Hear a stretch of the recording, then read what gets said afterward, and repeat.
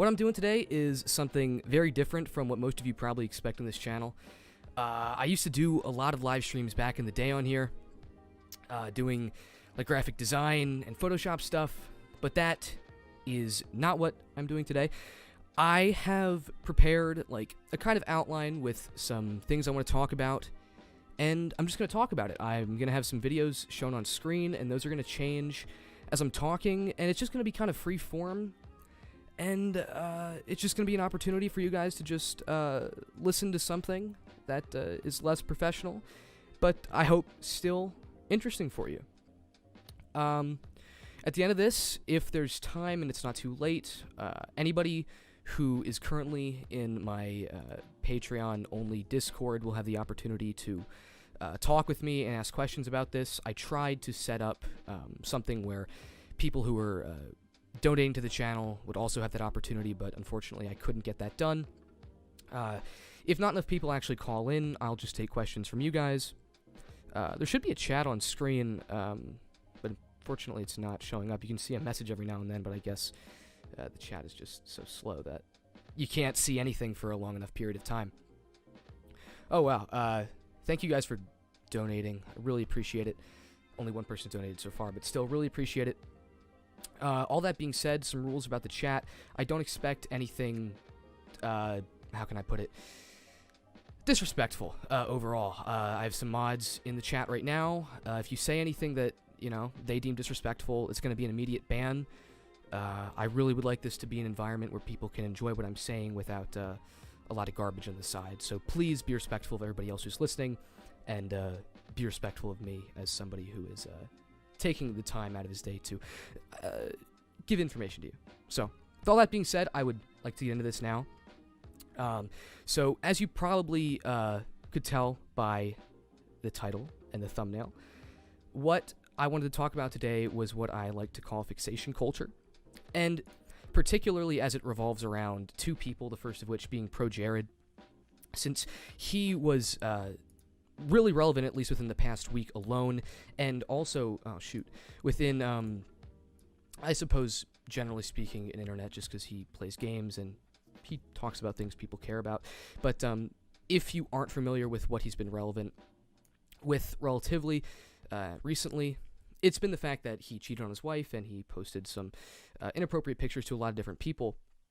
And this resulted in a large backlash on Twitter, and this was also in part because he made all this information public without formally consulting with his wife, so there was a lot of issues going on with the way he handled the situation, and that was everything that went down with him.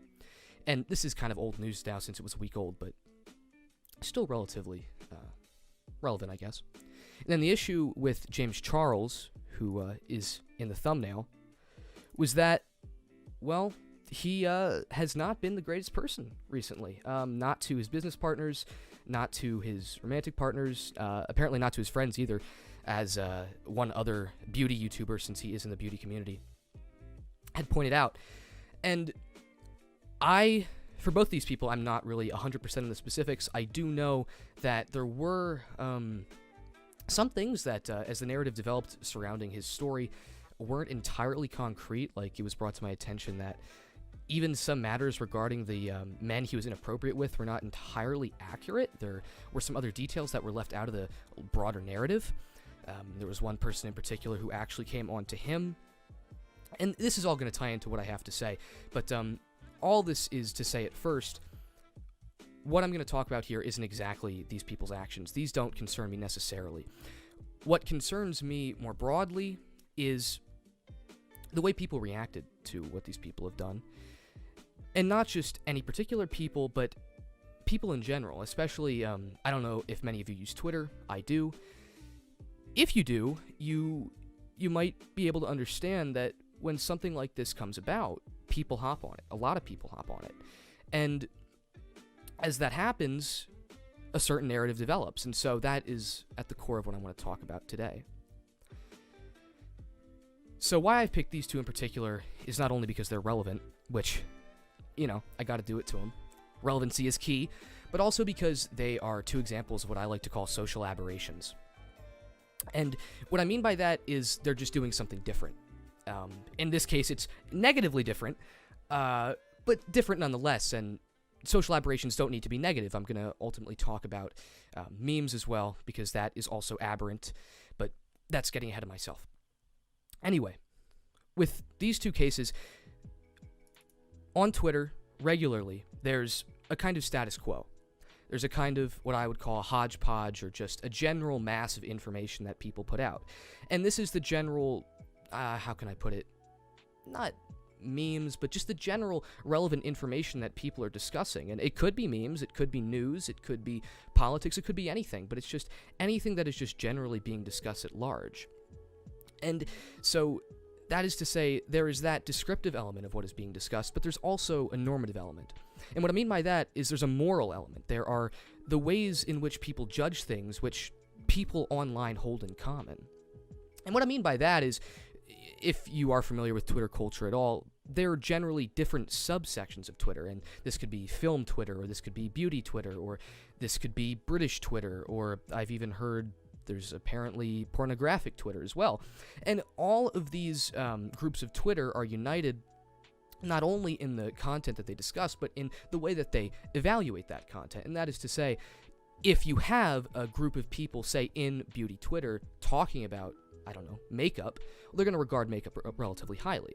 Whereas if you have people on, say, gaming Twitter, they're not going to care too much about makeup, so they're going to regard it rather lowly. So the evaluation of the content in question is fundamentally different. And that's because on all of these different networking sites, Twitter included, there is a network in which people are relating to each other. And by this I mean to say, there are people who will post things, and these things will be reposted, etc. And some posts are going to get more likes and some won't. And over time, as people do get more likes, people will get more followers. And as a consequence of that, some people are going to have a greater degree to which they can disseminate information. And as a consequence of that, certain things will become more popular more easily. And as a result of that, when some people do things, they will be known to others more easily. And all this is important because it ties back into the idea of an aberration. Because an aberration, necessarily, is something which is completely distinct and separate from what is common, what I described as a hodgepodge or a general mass. So, in ProJared's case, what he did distinctly was a normative aberration. He did something which most people would consider pretty damn wrong. He cheated on his wife. That's pretty bad. We would all agree on that. And so, for that reason, he is aberrant. He is different. James Charles, we would say he is aberrant because he sexually manipulated people, as far as we know with regards to the way the narrative has gone right now. And he is aberrant with regards to business dealings and dealings as a persona online because he dealt with his business people in a way we wouldn't typically consider proper. And now, this, I think, is all very obvious. And to that extent, I'd like to say that everything I'm saying here, I think, is relatively obvious. I don't think I'm doing anything groundbreaking. However, I would like to say that I would like to evaluate this further. And the main critique I have of this is the degree to which these aberrations, these people that do things contrary to what is commonly accepted, become fixated on in the general mass. And, well, by this I mean, everybody is going to talk about what happens when things happen. And I do mean everybody. As you can see as I'm scrolling here, there are many, many different channels just talking about James Charles again and again and again. And this is all within days of a thing happening. And this is a consequence of many different factors, such as the fact that many people have access to information and the means to do this. But it's also a consequence of the fact that from, I suppose, a meta level, there is a common degree of what people want to hold in common descriptively and normatively. And so what all these videos appeal to is the fact that there is a contradiction between the aberrant, normatively in this case, and the common, normatively. And so what these videos do, and what people who fixate on things do, is they point out the contradiction which is present between the aberrant and the common. And what this ultimately leads to is the development of a narrative, as I'd pointed out before. Because certain people will say things, it happens to be the case that certain core ideas will come out of what has happened. And I'm slightly more familiar with the James Charles situation, so I'll use that as my primary example. But in this case, there are several core ideas that I could now present to you because so many people have talked about them and because they've been boiled down for me to now present to you. And these are the ones I've already presented. The fact that he has acted poorly in his business dealings, the fact that he's relatively egocentric, and the fact that he sexually manipulated people. And those are gross simplifications of the entire narrative, which I don't even know because I didn't really spend the time to research it. And I did that purposefully, wink wink, because I also would like to demonstrate that that's why things get boiled down like this, because people don't have the time to research things all the time. And as a consequence, a general narrative develops, which boils everything down. So, as a result of that, there are certain people, well, not as a result, but as a cause of that, all the people that make these videos, you can see PewDiePie is right there, and you can see, I don't know, Hollywood Life, never heard of them, but these are what I would call thought leaders, and that's a common term in the business world now. And that's because it really gets to the core of what these people do. They present a thought, and because of the influence that they have, they're a leader in pushing that thought forward. And then, as a consequence of that, and the way things funnel down, these thought leaders, as a result of the fact that they've put their ideas out, incorporate their ideas into the general mass. The boiled down ideas are not merely things that the viewers consume, but they are things that are then presented and re-presented in newer contexts. So, who knows, in 2 years there may be a list video or something of the sort mentioning the very simplified narrative regarding James Charles. And it may even be with Pro Jared, it may even be with Toddy, and it may even be with things PewDiePie said. It really doesn't matter. I'm going to stick with this video, though. As a consequence of all this, I see there being a kind of fluctuation between what people fixate on and what they don't fixate on. And I have here, as you can see, the kind of audio spectrum that I'm showing you right now is kind of like a sine wave, but I actually have a video of a sine wave, so I'll put that on screen. And what a sine wave does is it fluctuates. And the general idea that I'd like to get at here is that there is a fluctuation which is at play between what is aberrant and what is present in the general mass. And this is why I see things as being fixated on. When there is a general mass of concurrence and of information which is all discussed at the same time, and when an aberration then comes into play, there will be a contradiction, as I'd said. So the general mass we could understand as these low points in the sine wave. And I'll make it, I can't make it any, but I'll pause it actually. So you can see there's a low point here, right there. And this would be everything being concurred on at the same time. Now, as an aberration becomes introduced into the general mass of ideas, there's going to be a peak. Everybody's going to be fixated on the same thing at the same time. Everybody's going to be putting out posts about the same thing. And this is when the narrative coalesces and develops. And I'll go to this peak now. And as the narrative develops, it becomes incorporated into the general mass. And then everything's back to normal. And the idea which has been put out before, the narrative which has been propagated, becomes fully incorporated. And I've used a sine wave in particular here because it represents the whole thing as a function. And basic math lesson, if you don't know what a function is, it's essential that if you have a given input, you get a given output. And that's necessarily the case. And so, if you have a given input, say time, well, we can map that time to the sine function. It's either going to be high or low. So at any time, you're either going to have a high point or a low point. And as a consequence of that, what I mean to say is, this is always occurring, and it's always going to be occurring. There's always going to be a case where there's going to be a general mass, and then something which is different, which comes into play. Oh man, I must be going too fast for a lot of people. I apologize for that. For anybody who's new, who just came on, what I'm generally talking about is the way people react to differences in what comes into society and what comes into the general flow of information online. And so what I'm discussing here is the fact that over time, differences will gradually be reincorporated into a broader social narrative. Now, all of this doesn't have to be negative. Not at all. There can be times, and there are times, when something different, such as this, is positive, and it's funny, and everybody likes it. Now, Minecraft is a really relevant example because, at least within the subsection of Twitter I participate in most of the time, Minecraft has become relevant again. And I can't tell you exactly why. I guess just because different people which have influence over others have spoken about it and played the game more commonly than had been in the past. And as a result, this kind of thing is now more common, more popular. And it's not negative, but there's an important thing to note there, and that is that whereas in the past, people hadn't played Minecraft so much, now in the present, at least within the culture I participate in, they are. And so that's a difference. There's another aberration here. There's another contradiction. And as a result of that, something comes into play which people fixate on. And now if you look at different people on Twitter, Grande, I guess, is a good example because he clowns on a lot of this stuff all the time, making musical stuff out of it. People make posts about it, and they fixate on it, and they continue to repropagate it as though it is something unique and different which deserves some kind of attention.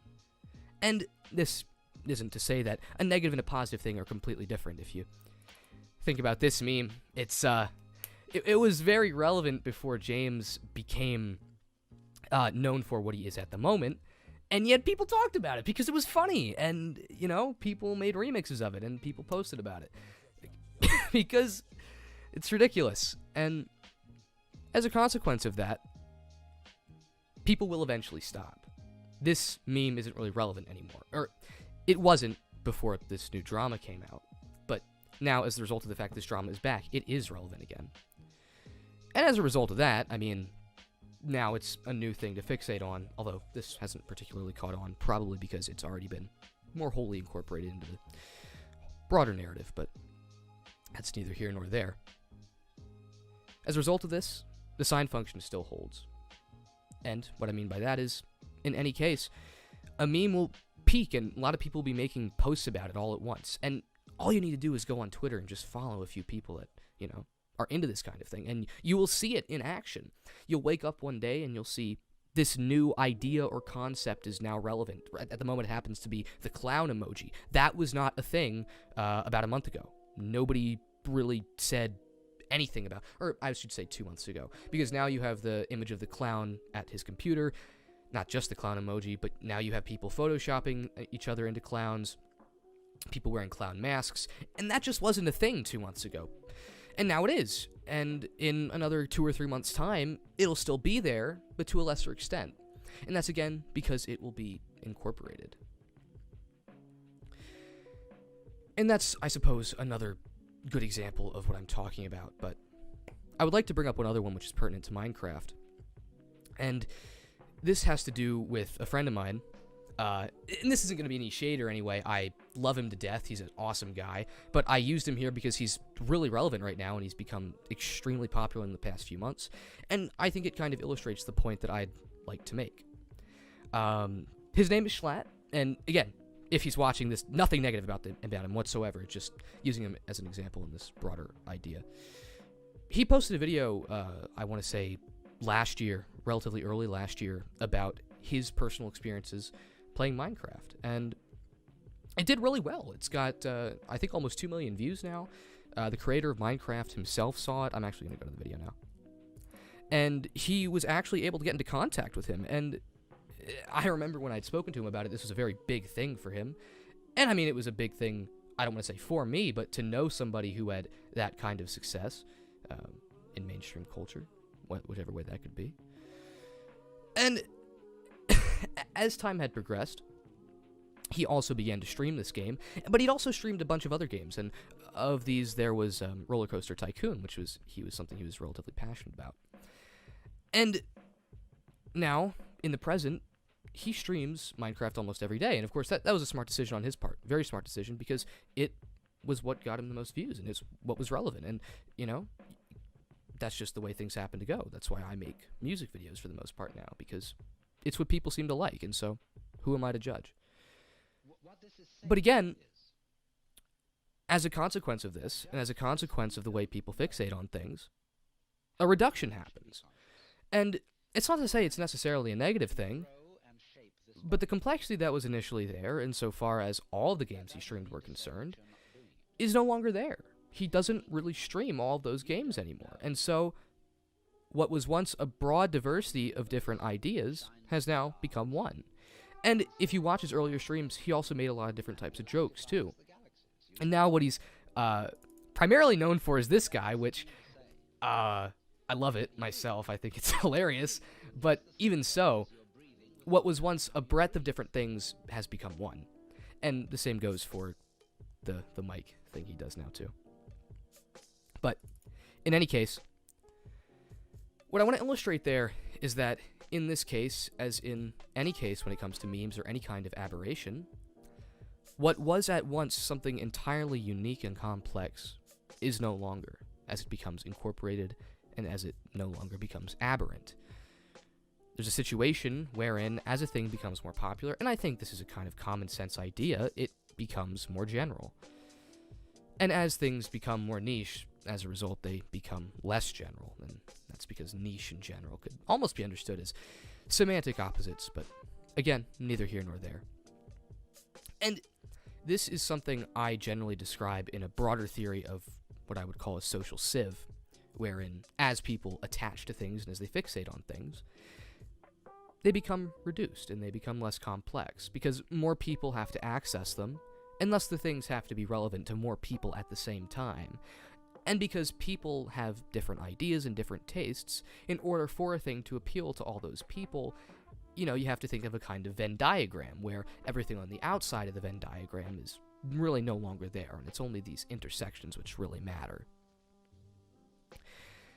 And with regards to Schlatt in particular, people had made accounts taking some of his things out of context, and he had reposted some of his highlight videos, and all this contributes to a general sense where people like certain things about it more so than others, and then he as a content creator heightens them more. And thus, there's a kind of cycle there where that just kind of rolls into something else. It becomes, simpler. It becomes those things only that people really seem to like.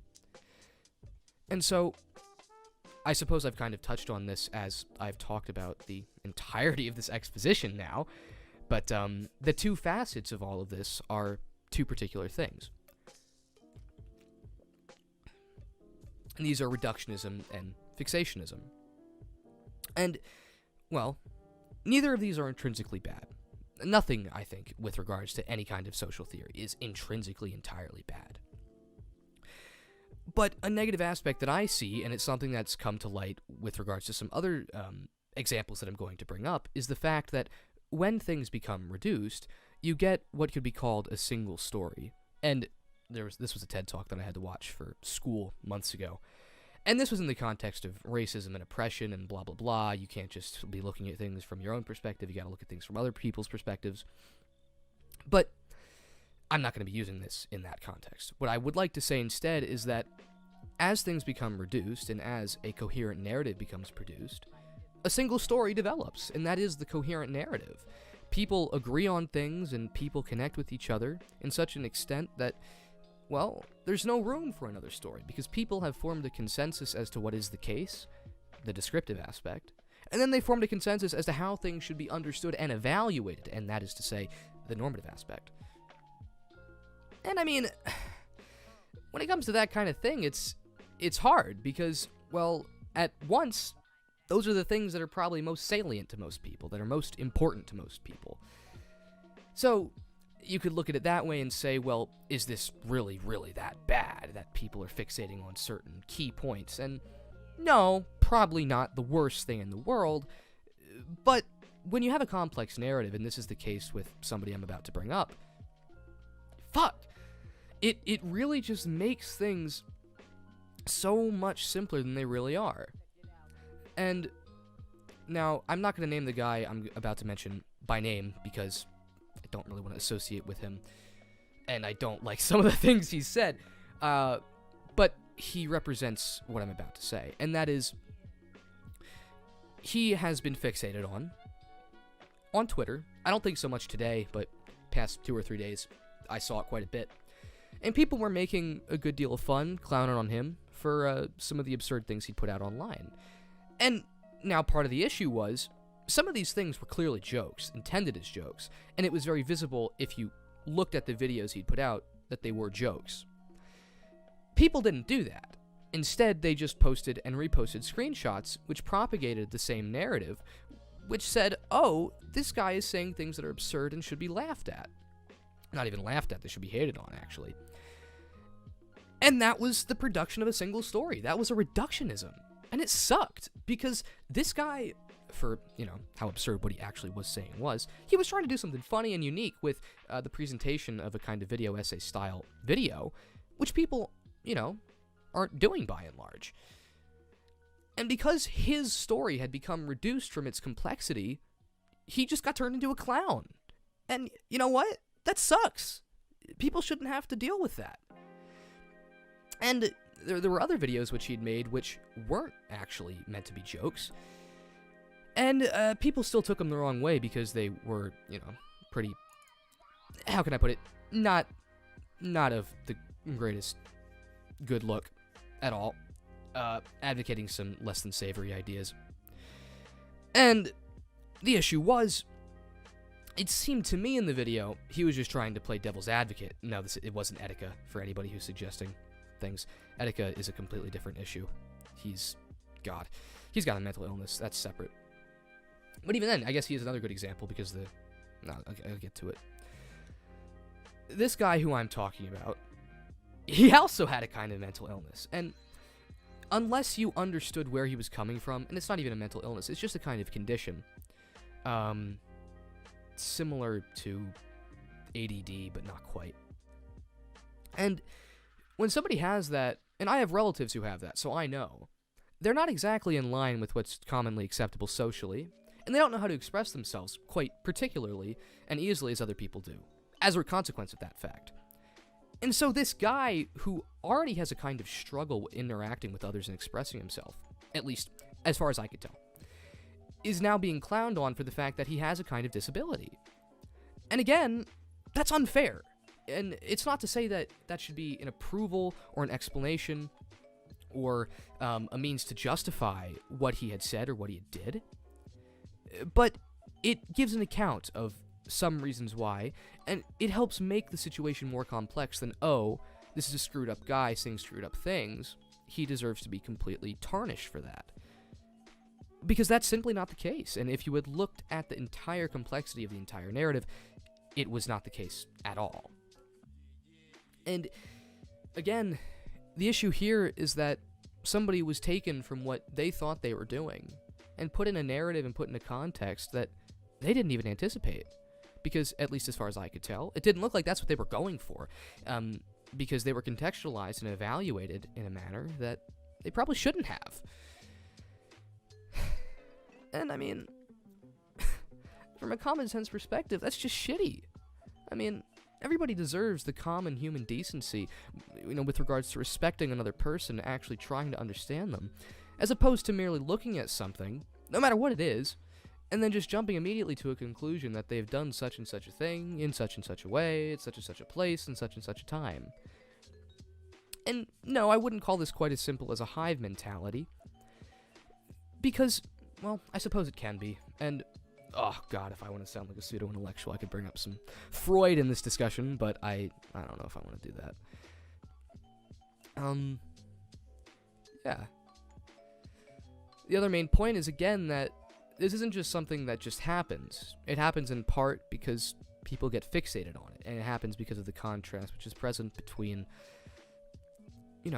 what is now and then what is not now.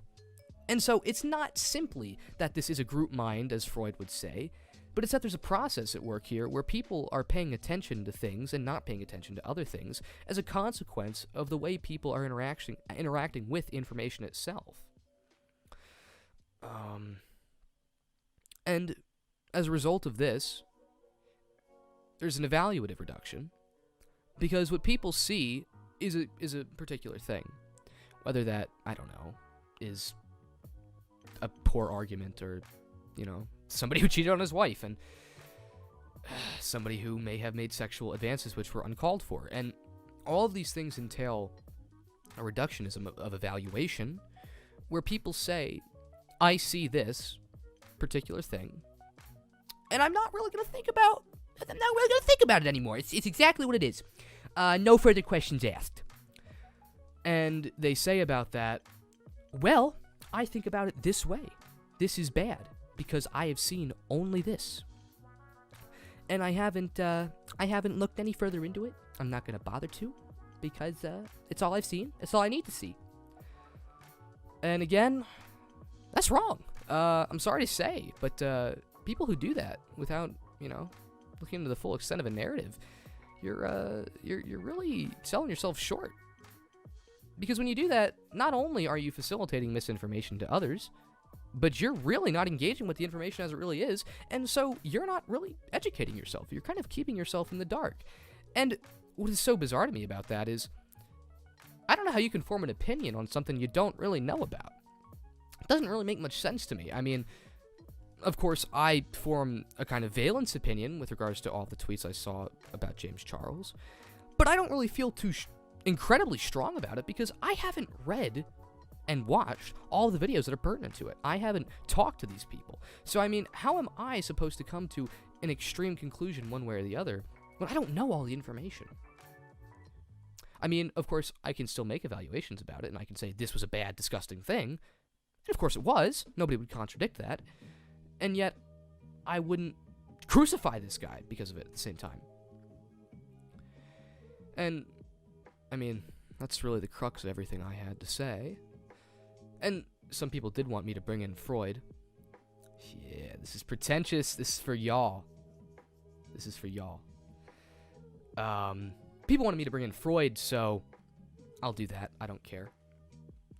I actually had to take a class on Freud this semester, and it was actually about some other German thinkers too, but Freud was a big part of it.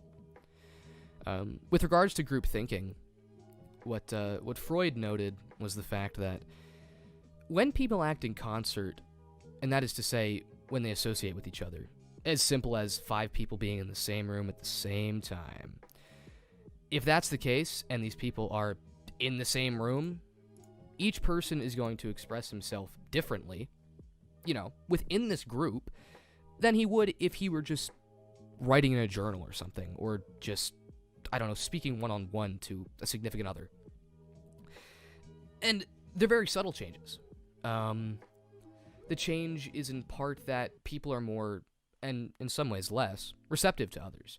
So, I don't know, if this girl in the center, if she had a $3,000 phone, and the guy up top was telling her, let me have your phone for a second.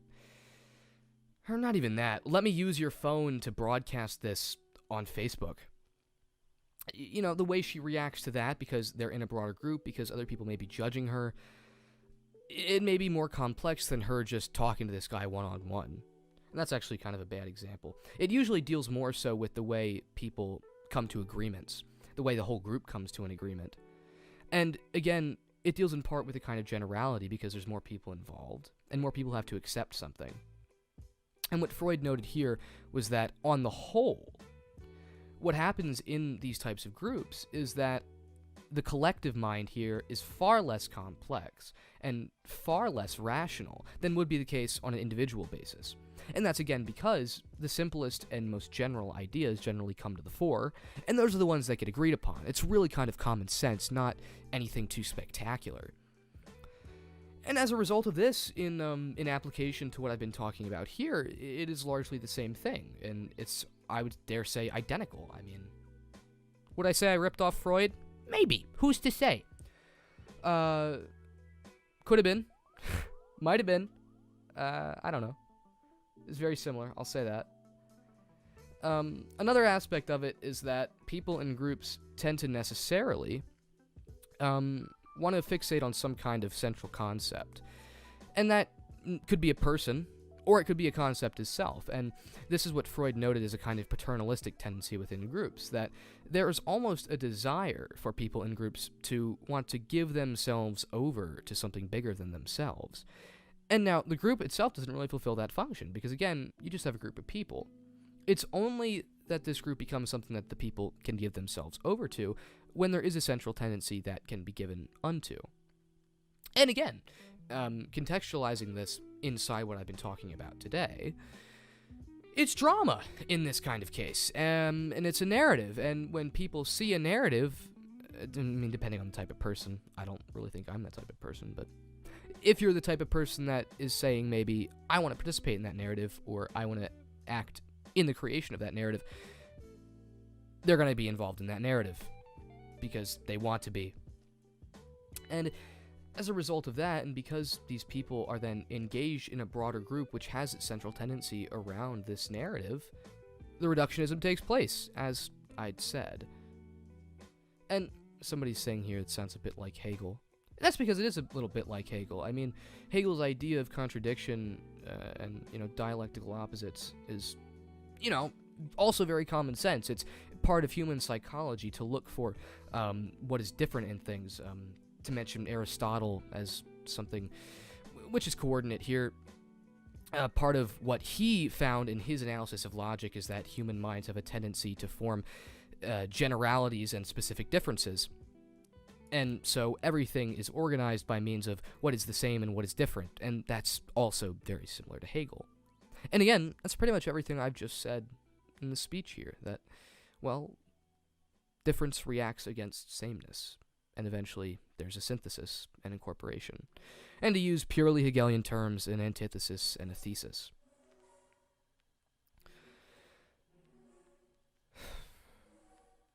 Another thing that's important, I guess, with regards to Freud, is the fact that, how can I put it? In groups, no,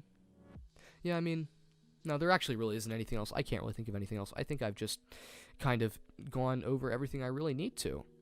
One last thing I had in my outline was that we need to be more skeptical when we see things from other people. And I don't just mean skeptical in the sense that, as the term skeptical has become associated with, centrism and a kind of moral high ground. Not skeptical insofar as to say we're better than other people, because we haven't fallen into the trap of following along with the uneducated masses. No, I don't mean that at all. Just skeptical, just insofar as we ask ourselves, is this really all I'm seeing? Is this really everything? And if we have a doubt, it could be true that maybe everything we're seeing in a post or maybe everything we're seeing in a news document is not everything. That maybe even statistics we see on a government website are not everything. Or more so on a think tank, but again, a different issue for a different live stream or video. We ought to be afraid of the formation of a single story. And not merely because the single story has issues in itself, but because those issues affect us. They affect the way we think, they affect the way we make judgments, and they make our outlook of the world simple. They make it boring. Because a single story, in its reduction of things, creates things that are palatable and easy to understand. And that's good for a lot of people. I mean, there's nothing intrinsically wrong with that. But in the example case I'd mentioned, and also in the case of Etika, where, he might have, bipolar disorder or something, I don't even know. The fact that there's more going on there than is simply understood means that there's an evaluation there, which is not as simply understood. And as a result of that, if somebody would go on to make an evaluation of what they're seeing without truly understanding it, well, damn, have they really participated in it at all? And I'd say no. And if they haven't really participated in it, then there really was no point.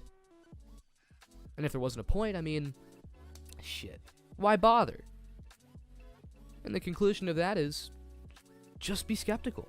Like I'd said, just don't accept so easily. And I, again, wouldn't call that a hive mind. I wouldn't call that group thought.